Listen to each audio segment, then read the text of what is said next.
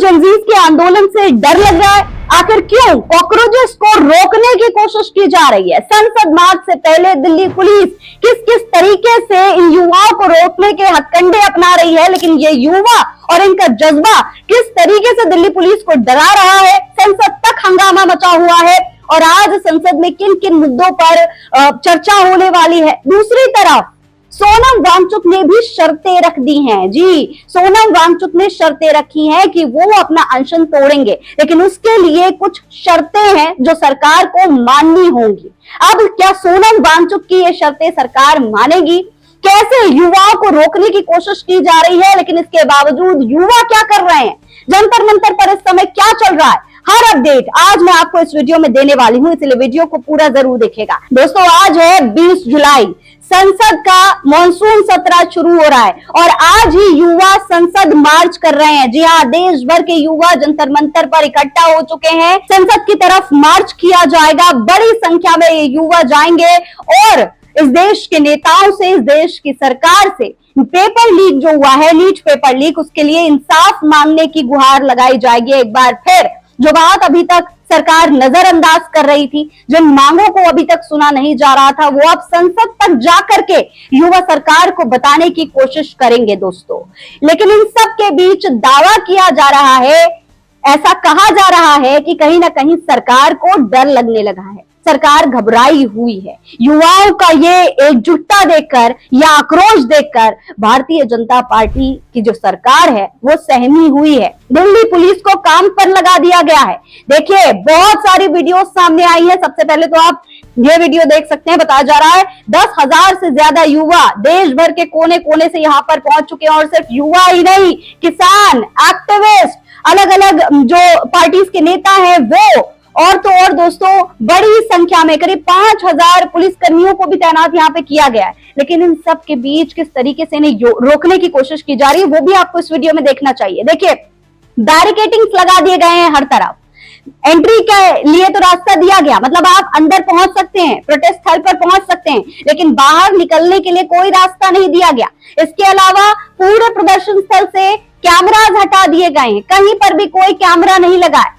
सिर्फ इतना ही नहीं दोस्तों, कुछ लोग तो ये भी दावा कर रहे हैं कि पत्थरों से भरे हुए ट्रक्स लाकर यहाँ पर रखे गए हैं। अलग अलग गाड़ियां देखी गई हैं जिनमें पत्थर रखे हुए थे। अब क्यों ये लाए गए, किस लिए? क्या कोई साजिश करने की कोशिश की जा रही है? क्या युवाओं के इस आंदोलन को बदनाम करने के लिए कोई प्लानिंग रची जा रही है? इसके तहत ये पत्थरों से भरा हुआ ट्रक ला करके रखा गया है। क्या वजह है, क्यों इस तरीके से ये गाड़ियां, ये देखिए, ये टूटी हुई गाड़ी ये भी ला करके रखी गई। ऐसा लग रहा है जैसे किसी ने इसे तोड़ा हो, आक्रोश में आकर किसी भीड़ ने इसे तोड़ा हो। तो ये सब पहले से ही इंतजाम कर दिए गए हैं। जाहिर है इसीलिए कि देश का गोदी मीडिया आएगा और ये सब कुछ दिखा करके इन प्रोटेस्टर्स को आतंकी, पत्थरबाज और अलग अलग तरीके के नाम दे करके बदनाम करने की कोशिश करेगा। हालांकि बार बार सीजेपी की तरफ से ये कहा जा रहा है कि पूरी तरीके से शांतिपूर्ण आंदोलन होने वाला है। संसद तक बिल्कुल शांतिपूर्ण तरीके से मार्च किया जाएगा। इन सब के बीच दोस्तों एक और बहुत बड़ा बयान सामने आया। कॉकरोच जनता पार्टी ने एक बहुत बड़ा दावा किया है। दावा किया जा रहा है कि सरकार बातचीत के लिए पहली बार तैयार दिखाई दे रही है। आज संसद मार्च होना है और उससे ठीक पहले रोकने की कोशिश की जा रही थी, लेकिन फिर भी युवाओं का जज्बा बढ़ता जा रहा था। ऐसे में सरकार डरी हुई सी है और अब कहा जा रहा है कि सरकार की तरफ से पहली बार बात करने के लिए कहा गया है। देखिए, खबर के मुताबिक सीजेपी यानी कॉकरोच जनता पार्टी ने संसद तक मार्च की तैयारी की है। इसी बीच पार्टी ने सोमवार को दावा किया कि सरकार ने पहली बार बातचीत की कोशिश की है। हालांकि इसे लेकर केंद्र की ओर से आधिकारिक रूप से कुछ नहीं कहा गया है। पेपर लीक जैसे मुद्दों को लेकर सीजेपी लगातार शिक्षा मंत्री धर्मेंद्र प्रधान के इस्तीफे की मांग कर रही है। हिंदुस्तान टाइम्स के अनुसार सीजेपी के एक प्रवक्ता ने इस बात की पुष्टि की है कि केंद्र सरकार ने पहली बार आधिकारिक तौर पर बातचीत की कोशिश की है। हालांकि अब तक साफ नहीं है कि किस मंत्री या अधिकारी की तरफ से बातचीत की अपील की गई है। वहीं सरकार ने अब तक इस पर कोई आधिकारिक रूप से बयान नहीं दिया है।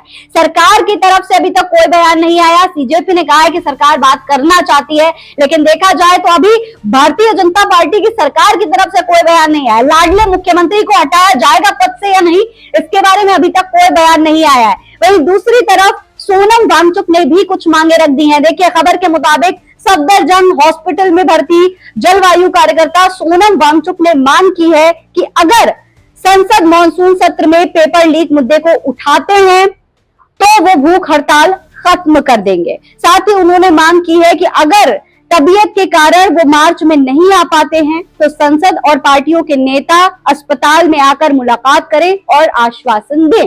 उन्होंने कहा कि आप में से कई लोग पूछ रहे हैं कि मैं अपना अनशन कब खत्म करूंगा। जैसे कि समर्थकों को पहले बताया गया है कि अगर ये शर्तें मानी जाती हैं तो मैं 20 जुलाई को अपना अनशन खत्म कर दूंगा। यानी कि अनशन खत्म करने के लिए राजी है सोनम वांगचुक, लेकिन सिर्फ तब जब उनकी मांगों को स्वीकार किया जाएगा, सुना जाएगा। दूसरी तरफ आप लगातार देख रहे हैं सोनम वांगचुक की जो पत्नी है गीतांजलि, वो भी लगातार सोनम वांगचुक को दूसरे हॉस्पिटल में भर्ती कराने की कोशिश कर रही हैं, बार बार मांग कर रही है। हाईकोर्ट में भी उन्होंने मांग की कि सोनम वांगचुक को उनकी मर्जी के अस्पताल में भर्ती करवाया जाए, लेकिन वहां पर भी उनकी मांग को रिजेक्ट कर दिया गया। सोनम वांगचुक को किस तरीके से डिटेन करके ले जाया गया वो आपने देखा था वीडियो में। देखिए किस तरीके से छुपाकर घसीटते हुए उनको लेकर गए हैं ये लोग, और बताया जा रहा है स्वास्थ्य कारणों की वजह से अस्पताल में रखा गया है। लेकिन लगातार उनकी पत्नी आरोप लगा रही हैं कि उन्हें और उनके डॉक्टर को मिलने नहीं दिया जा रहा। वो परिवार है और वो मांग कर रहे हैं कि जो है सोनम वांगचुक को उनके पसंद के या उनके मर्जी के अस्पताल में रखा जाए जहां उनका इलाज वो अपने हिसाब से करवा सकें। लेकिन ये भी नहीं सुना जा रहा, कोई भी मांग सोनम वांगचुक के परिवार की सुनी नहीं जा रही। हाई कोर्ट ने भी इस मांग को रिजेक्ट कर दिया है। दूसरी तरफ संसद मार्च जो है वो पूरी तरीके से तैयार हो चुका है। सोनम वांगचुक भी कह रहे हैं कि वो आना चाहते हैं, लेकिन अगर वो नहीं आ पाते हैं तो फिर जो नेता हैं, जो मंत्री हैं, अगर वो बात करना चाहे, वो उनकी मांगों को स्वीकार करना चाहे तो उनको हॉस्पिटल आकर के सोनम वांगचुक से मिलना पड़ेगा, तभी वो अपना अनशन तोड़ने वाले हैं। दोस्तों आपको बता दूं कि अभी जो मौजूदा हालात है उसे देखते हुए कहा जा रहा है कि जंतर मंतर पर हालात पूरी तरीके से कंट्रोल करने की कोशिश की जा रही है, लेकिन युवाओं का जो आक्रोश है वो बढ़ता जा रहा है। युवा बड़ी संख्या में वहां पर पहुंच चुके हैं, पूरा पीसफुल प्रोटेस्ट हो रहा है, लेकिन कोई भी डर नहीं रहा। दिल्ली पुलिस की चेतावनी के बावजूद बड़ी संख्या में युवा यहां पर पहुंच चुके हैं। देखिए खबरों के मुताबिक संसद सत्र की शुरुआत से ठीक पहले राजधानी दिल्ली के जंतर मंतर पे अभूतपूर्व स्थिति देखने को मिली है। सीजेपी द्वारा केंद्रीय शिक्षा मंत्री धर्मेंद्र प्रधान के इस्तीफे और परीक्षा प्रणाली में सुधार की मांग को लेकर आयोजित संसद मार्च के आह्वान पर हजारों की संख्या में छात्र, युवा और नागरिक जंतर मंतर पहुंचे हैं। इसे जेनजीज कहा जा रहा है। हालांकि दिल्ली पुलिस जिस तरीके से यहाँ तमाम गतिविधियों को अंजाम दे रही है, सीजेपी का आरोप है कि संसद मार्च को कुचलने के लिए दिल्ली पुलिस ने तैयारी कर ली है। मौके पर सीसीटीवी बंद कर दिए गए हैं, पत्थरों से भरे ट्रक वहां खड़े कर दिए गए हैं। सीजेपी का सवाल है कि ये सब कुछ आखिर क्यों हो रहा है? क्या इस आंदोलन को खराब करने की प्लानिंग चल रही है? क्या युवाओं को रोकने की कोशिश चल रही है? हालांकि आज संसद में बहुत हंगामा होने वाला है दोस्तों। कई सारे मुद्दों पर आज संसद में चर्चा होगी। पेपर लीक और सोनम वांगचुक के मुद्दे पर तो चर्चा होगी, साथ ही साथ राम मंदिर का मुद्दा भी विपक्ष उठाने वाली है।